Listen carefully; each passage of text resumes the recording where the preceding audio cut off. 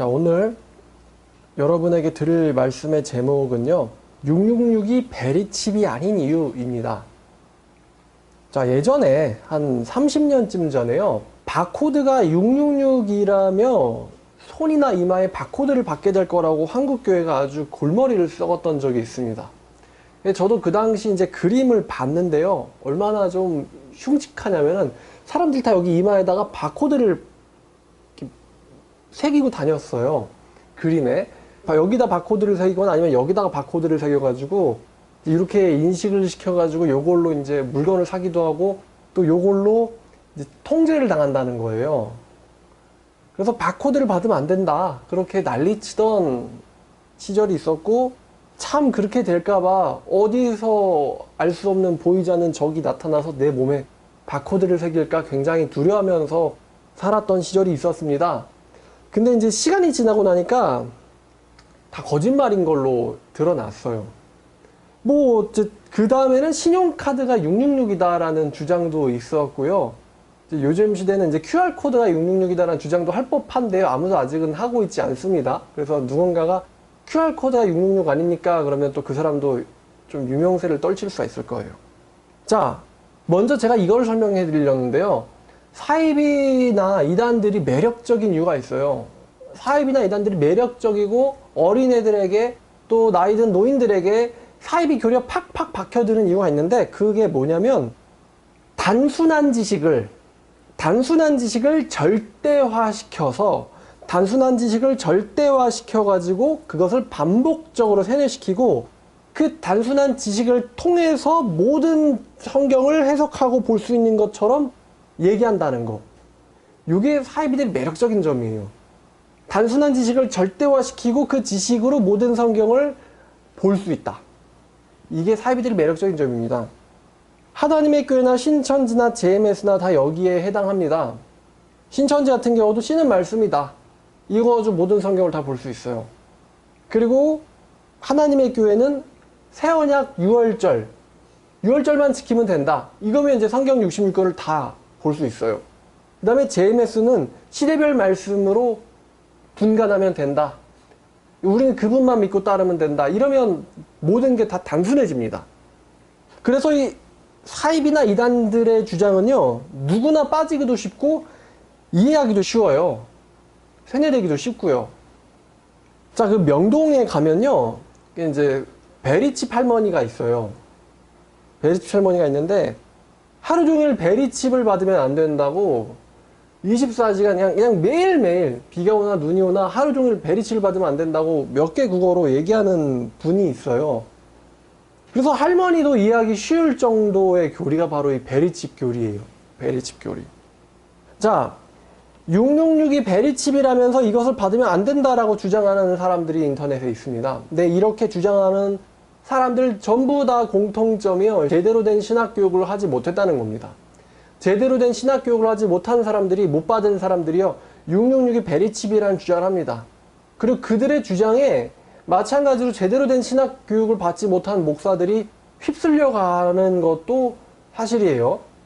저도 베리칩 받으면 안 된다는 이야기를 어떤 목사님한테서도 들어본 적이 있거든요.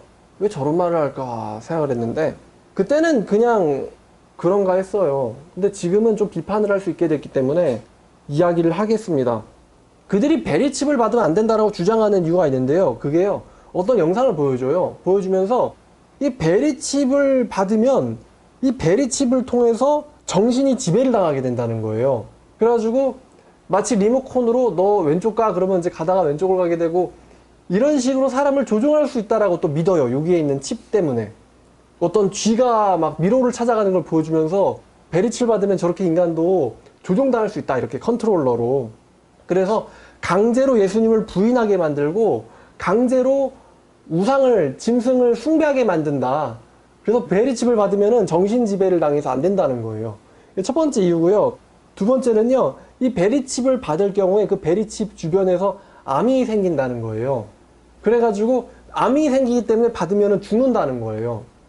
이런 주장을 하더라고요. 자, 근데 우리는 이제 뭐든지 진리인지 아닌지를 뭘로 분별해야 될까요?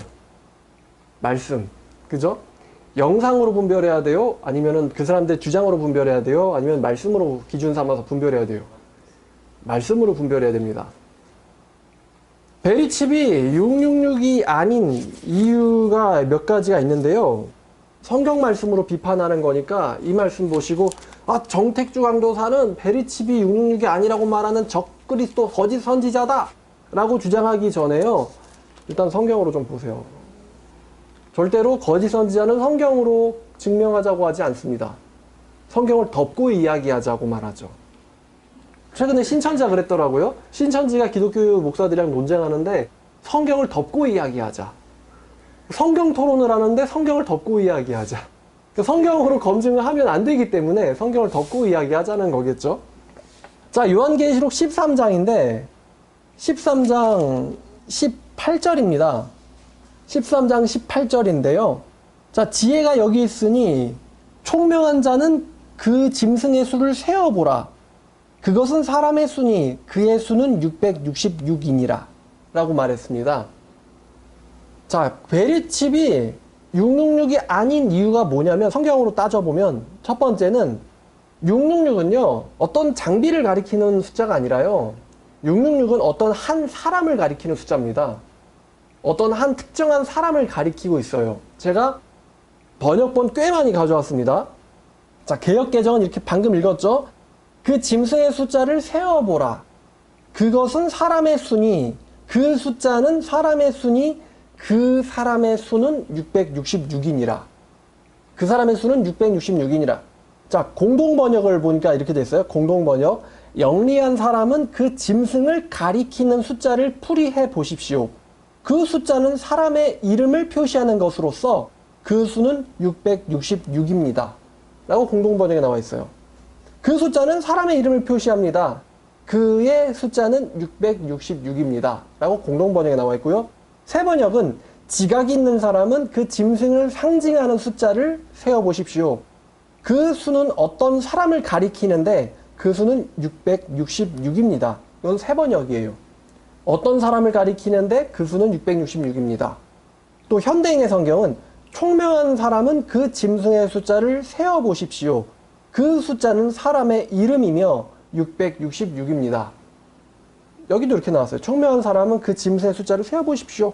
그 숫자는 사람의 숫자이며 사람의 이름이며 666입니다. 자, NIV 성경에 이렇게 나왔습니다. It is man's number. It is man's number. 그거는 사람의 숫자입니다. His number is 666. 자, 그것은 사람의 숫자입니다. 그의 숫자는 666입니다가 NIV예요.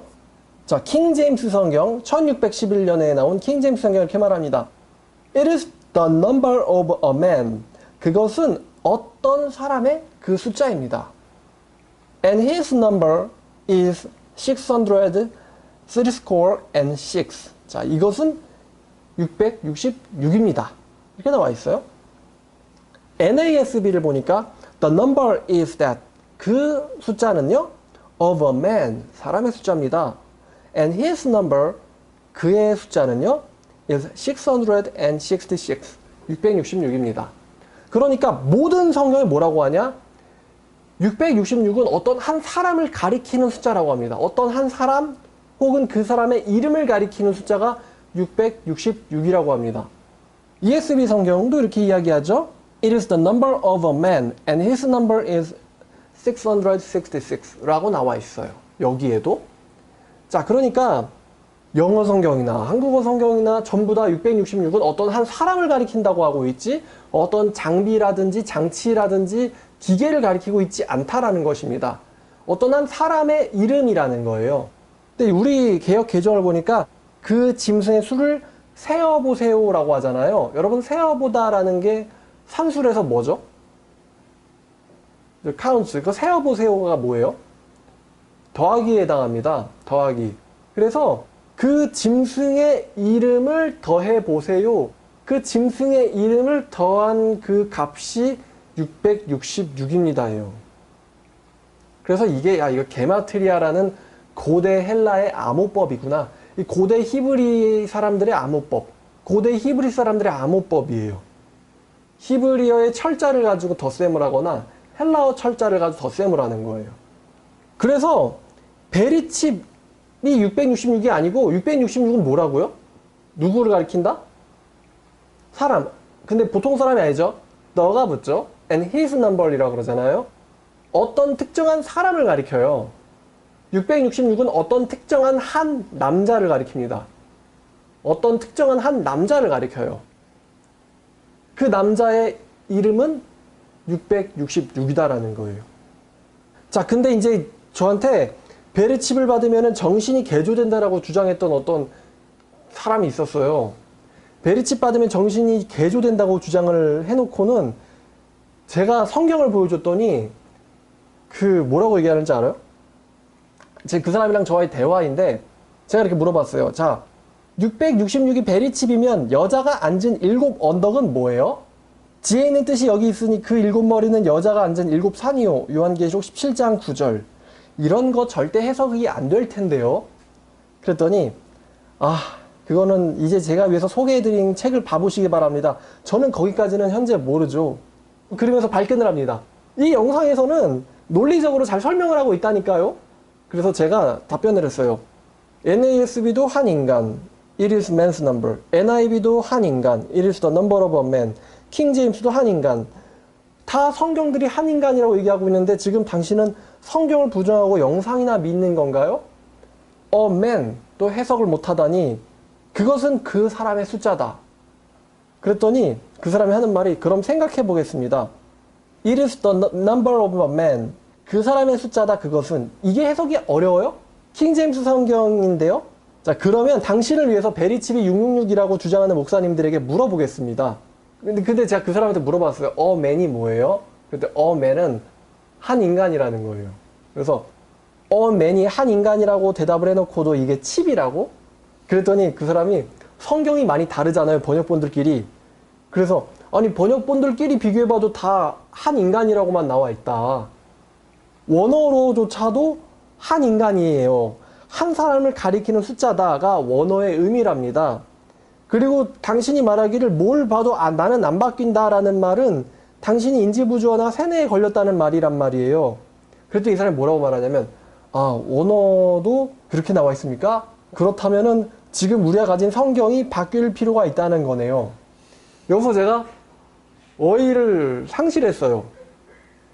원어 성경에서조차도 그렇게 나와 있다라고 얘기했더니 그럼 우리가 가진 성경이 바뀌어야 되는 거네요. 이러더라고요. 666이 베리칩이면 그 사람은 누굽니까? 대답 못하죠. 666은 한 사람을 가리키는 숫자인데 지혜가 여기 있으니 총명한 자는 그 짐의 수를 세워보라. 그것은 사람의 수니 그의 수는 666이니라. 한 사람의 수니 그 사람의 수는 점점점. 그 사람이 누구인가요? 두 단어 a man도 대답을 못하는데 우기는 수준으로 제 강의에 대해서 이래라 저래라 하지 마세요.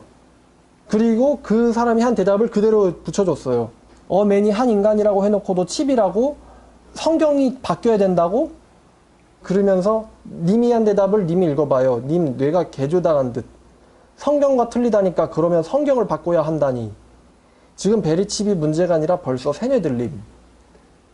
자, 베리칩을 받으면 정신 개조당한다고 해놓고서는 666이 가리키는 게 어떤 한 사람이다라고 얘기했더니 그러면 그 성경을 바꿔야 된대요. 지금 세뇌를 누가 당했어요? 자기가 당했죠. 그죠? 이게 전형적인 사이비 신자들에게서 나타나는 인지부조화 현상인데요. 인지부조화 현상을 베리칩이 666이라고 믿는 사람들이 보여줘요. 우리에게. 인지부조화 현상을 그 사람들이 보여주고 있어요. 자, 첫 번째 666이 베리칩이 될 수 없는 이유는 666은 뭘 가리킨다? 어떤 한 사람을 가리킨다는 거예요. 장비나 장치가 아니라. 자, 두 번째. 만약에 666이 베리칩이라고 한다면 그 짐승은 누구인가? 이 질문에 대해서 대답을 해야 합니다. 짐승의 표가 먼저 나와요? 아니면은 짐승이 먼저 나옵니까? 순서가 짐승이 먼저 나오죠? 이 성경을 보니까 1절에 이제 짐승이 등장합니다. 그러니까 표가 먼저 등장해요? 짐승이 먼저 등장해요? 짐승이 먼저 등장하죠? 그러니까 만약에 그 표가 베리칩이라면은 짐승은 누굴까요? 누굴까요? 이 짐승은요, 13장 1절에 이 짐승은 예수님이 승천한 이후로 여자와 싸우기 위해서 용이 소환한 존재입니다. 12장 5절을 보니까 여자가 아들을 낳으니 이 아들은 장차 철장으로 만국을 다스릴 남자라. 자, 아들 예수님이죠. 그 아이가 하나님 앞과 보좌 앞으로 올려가더라. 승천했어요. 그럼 이 여자는 누구예요? 이 여자는 초대교회인데요. 광야에서 양육을 받는 존재입니다. 14절을 보니까 그 여자가 큰 독수리의 두 날개를 받아 광야 자기 곳으로 날아가 거기서 뱀의 낯을 피하여 한 때와 두 때와 반 때를 양육받음에. 그 여자는 초대교회예요. 자, 그러면은 이 초대교회와 싸우는 13장 1절에 나오는 짐승의 무기가 21세기의 베리칩이라는 거예요. 이해했나요? 자, 예수를 승천 보낸 이 땅에 남겨진 여자가 용의 박해를 피해서 도망다니는 1세기의 교인들인데요. 이 교인들을 미혹시키려고 쓰는 무기가 21세기의 베리칩입니까? 지금 말이 됩니까? 안 됩니까?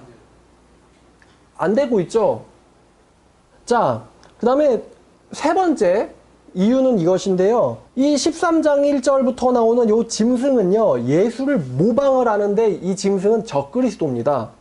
13장 3절을 보니까 그 짐승의 머리 중에 하나가 상하여 죽게 된 것 같더니 그 죽게 되었던 상처가 나음에 온 땅이 놀랍게 여겨 그 짐승을 따르고 오라고 했는데, 이것은 예수의 부활을 모조하는 거예요. 모방하는 거예요. 적그리스도가 예수의 부활을 따라하는 거예요. 자, 그 다음에 또 12절을 보니까 어떤 짐승이 등장해서 그 짐승이 처음 나왔던 짐승의 모든 권세를 그 앞에서 행하고 땅과 땅에 사는 자들을 처음 짐승에게 경배하게 하니 곧 죽게 되었던 상처가 나은 잔이라 그러죠. 나은 잔이라. 그러니까 어떤 사람이에요? 예수의 부활을 모방하는 어떤 사람을 가리키고 있어요. 그래서 이 짐승은요, 적그리스도를 가리키는데, 적그리스도. 이 적그리스도의 원형이 어떤 사람이냐면은 네로 황제예요. 네로 황제. 그래서 그 당시에 1세기 때에 네로 황제를 숭배하는 무리들이 있었어요. 네로가 부활할 것이다. 그래서 네로 레디비부스라는 신화가 그 당시에 장악을 했었거든요. 자, 적그리스도의 원형이 누구라고요? 네로다. 네로 황제다. 또 16절에 그 자가 모든 자, 곧 작은 자나 큰 자나 부자나 가난한 자나 자유인이나 종들이라고 말하잖아요. 여기서 작은 자나 큰 자나 부자나 가난한 자나 자유인이나 종들은요, 로마인들의 신분 목록을 가리켜요. 로마인들의 신분들을 가리켜요. 큰 자, 작은 자, 부자, 가난한 자, 자유인, 종. 이거는요, 로마인들의 신분을 가리키거든요. 그 종들에게 그 오른손이나 이마에 표를 받게 한다라고 했거든요. 자, 그러면 왜 로마인들에게 베리칩을 심어요? 지금 완전 말이 안 되고 있죠? 이 16절의 신분 목록은 21세기 사람들을 가리키는 게 아니라 1세기 사람들을 가리키는 건데, 왜 1세기 사람들한테 베리칩을 심는다? 지금 전혀 말이 안 되고 있죠? 자, 그래서 결론이 이렇습니다. 이 666은요, 어떤 한 사람을 가리키는 숫자지 어쩐 도구나 장치나 장비를 가리키는 숫자가 아닙니다. 이것은요, 이제 18절에 세어보라라고 했잖아요. 이거는 게마트리아 암호법을 말하는 것이고, 덧셈이에요. 덧셈. 헬라어나 히브리어의 알파벳을 더해가지고 어떤 한 단어를 가리키는 거예요. 근데 사람의 이름이라고 했기 때문에 이름이겠죠? 어떤 한 사람의 이름을 가리키는 거예요. 덧셈을 통해서. 근데 어떤 사람들도 이렇게 주장을 하는데, 컴퓨터가요, COMPUTER을 다 더했더니만 666이 된다는 거예요. 그래서 컴퓨터가 666이다라고 말하는 사람들이 있어요. 그래서, 자, 뭐라 그랬냐면은, 컴퓨터를 666이라고 주장하는 사람들이 왜 컴퓨터나 스마트폰을 사용해서 그 정보를 퍼뜨리냐? 그죠? 그럼 컴퓨터를 쓰지 말아야지. 그죠? 원시로 돌아가야 되죠, 그 사람들은. 그리고 COMPUTER, 컴퓨터를 더하려면은 이 성경의 언어인 헬라어로 더해야지 왜 영어로 더합니까? 그죠? 그것도 말이 안 돼요. 자, 그럼 제 말은요, 이 666이 가리키고 있는 어떤 한 사람, 적그리스도가 없다는 것이 아니에요. 적그리스도는 분명 나타날 겁니다. 최후의 적그리스도가 나타날 거예요. 그 사람이 바로 666입니다. 근데 왜 베리칩이 666이에요? 그러니까 베리칩이 666이라면은 짐승의 표라면 그 짐승은 누구죠? 그 짐승이 먼저 나타나거든요. 그 짐승이 먼저 나타나서 자기가 죽은 척 했다가 다시 부활을 흉내내서 많은 사람들을 미혹시켜서 자기를 따르게 하거든요. 그 자기를 따르는 사람들을 통제하기 위해서 자기의 표를 준단 말이에요. 그게 666이에요. 근데 그게 만약에 베리칩이라면은 이 자기는 누구죠? 저도 이런 주장을 들어봤어요. 뭐 오바마 케어의 핵심적인 장비가 바로 666 베리칩이다. 그러면은 오바마예요?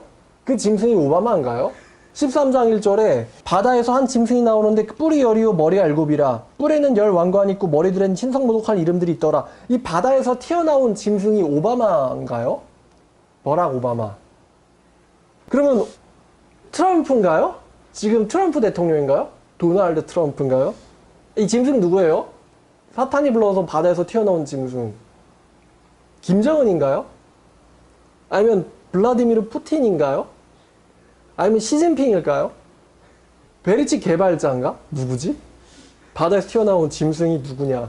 짐승이 누군지를 알아야지 그 짐승이 주는 표가 666인데 그럼 666이 베리칩이면 그 짐승은 누구냐는 거죠. 지금 이 순서가 맞질 않잖아요, 지금.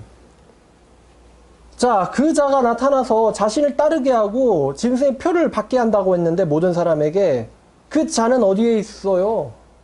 그 자는 어디에 있고 베리칩만 있어요, 지금. 그저 따라야 될 자도 없는데 베리칩만 있어요, 지금.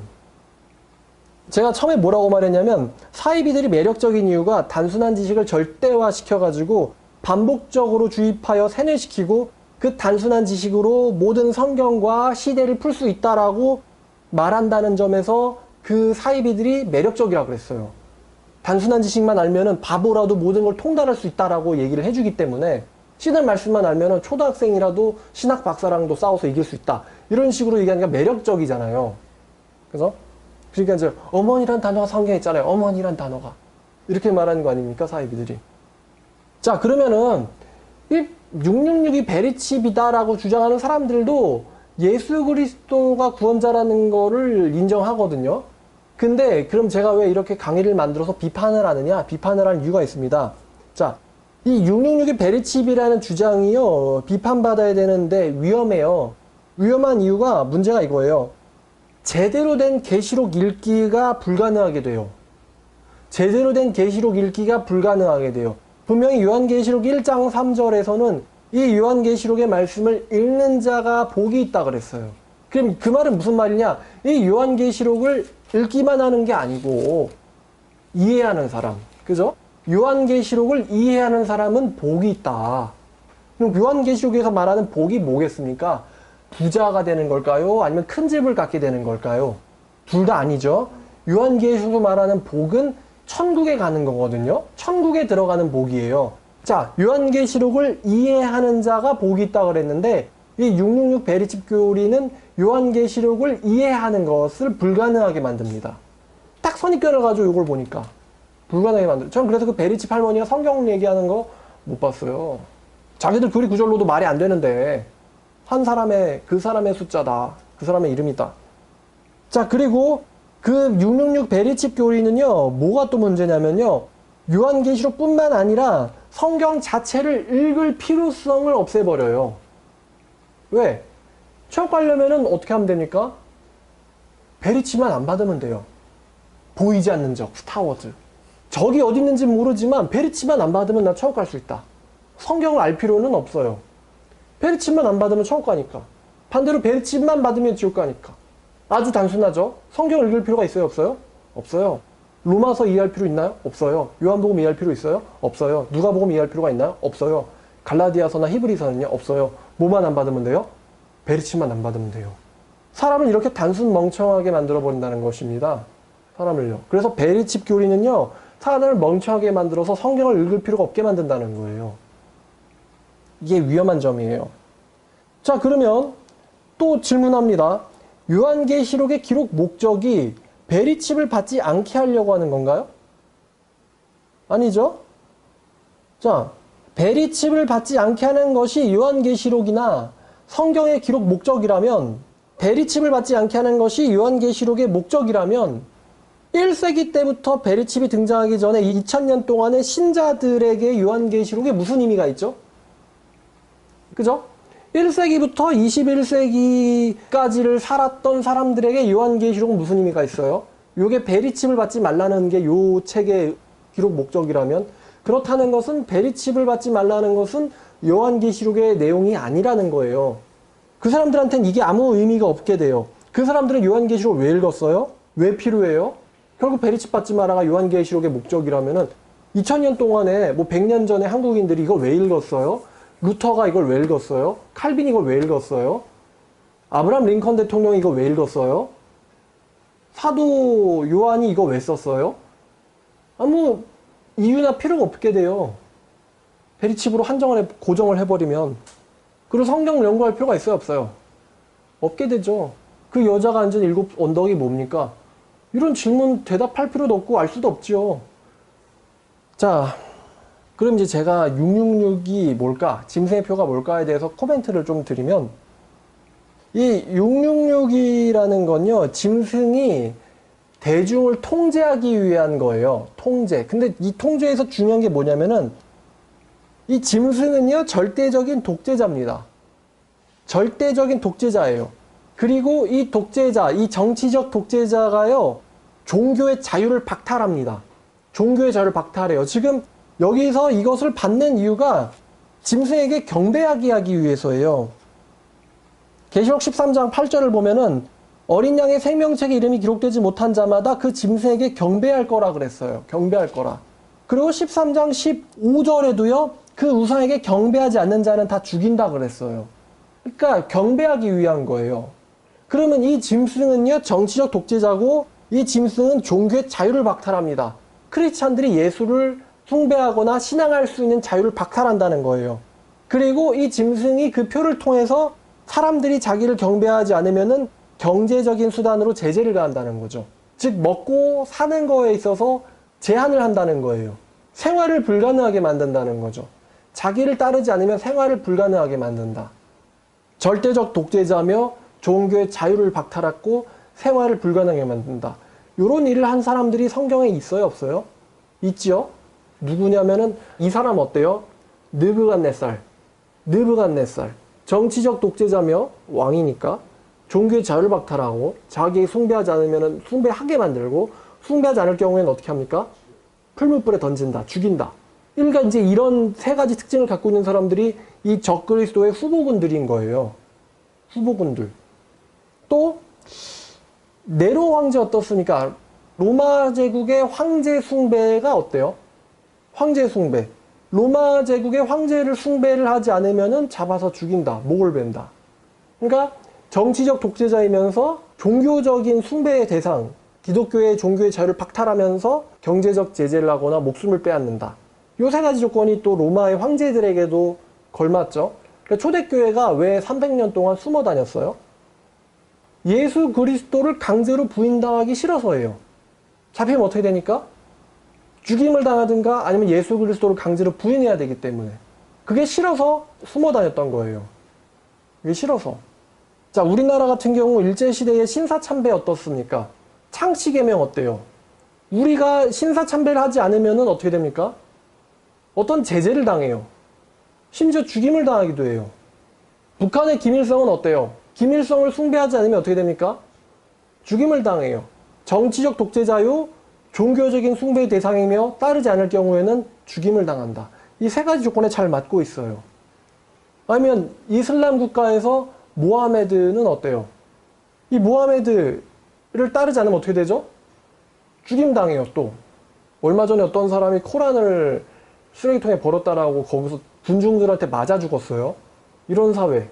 이런 사회에서 사람을 통치하기 위한 수단으로서 창씨개명이라든가 아니면은 뭐 당에 충성하는 서약이라든가 이런 걸 통해서 사람들을 지배하죠.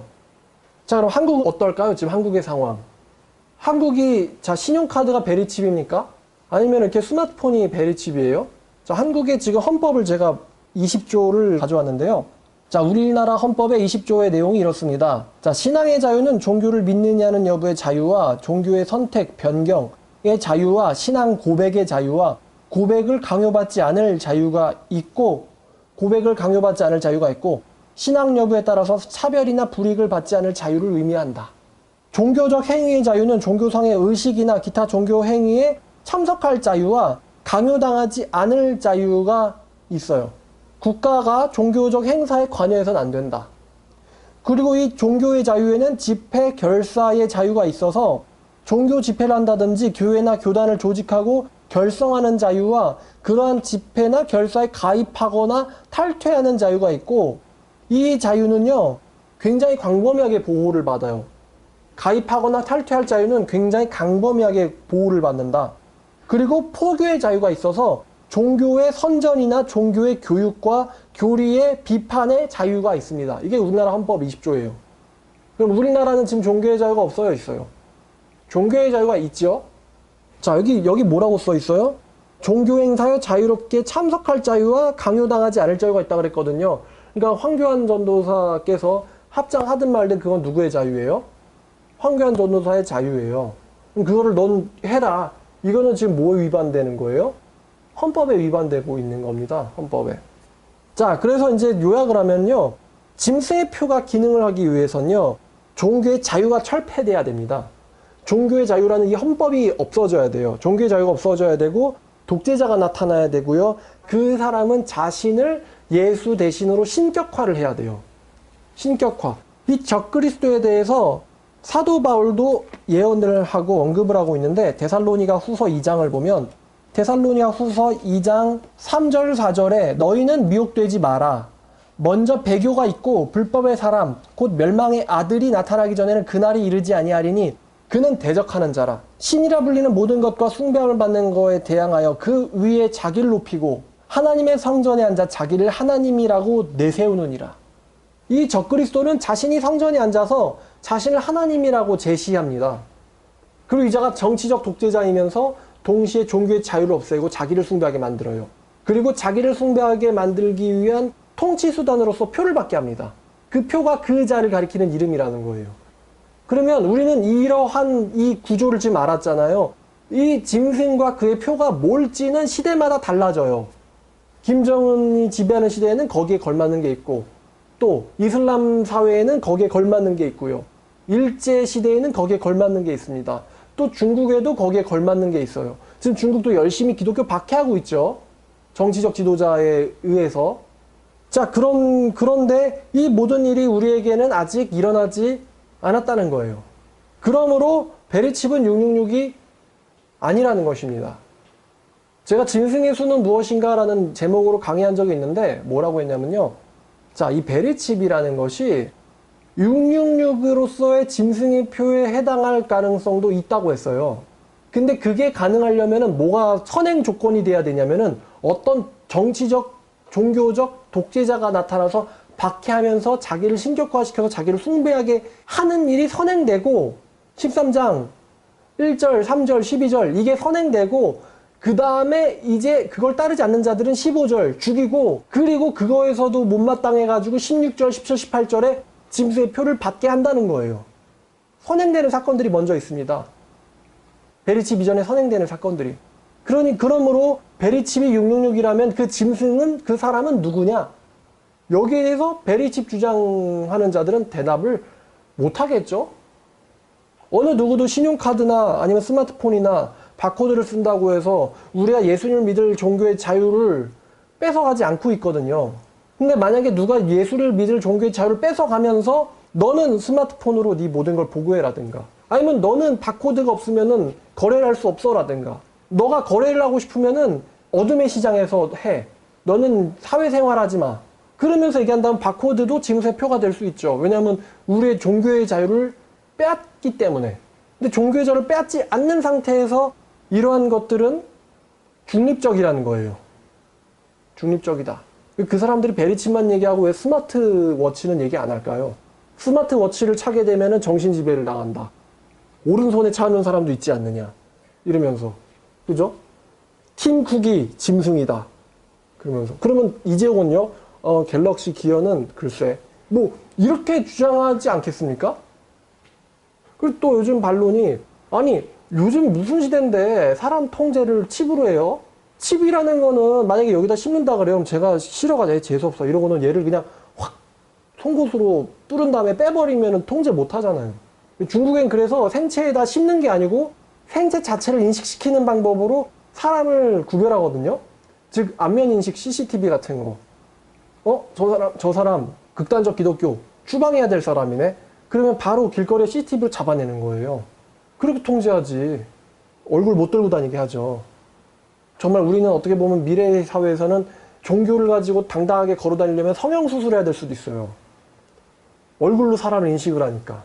근데 아직 그런 시대에 오지 않았고, 그리고 그렇게 사회를 통제할 만한 조짐, 뭐 중국은 좀 그러고 있다고는 하는데, 또 무식하게 이거를 심냐 이거예요. 이거 빼버리면 그만인데.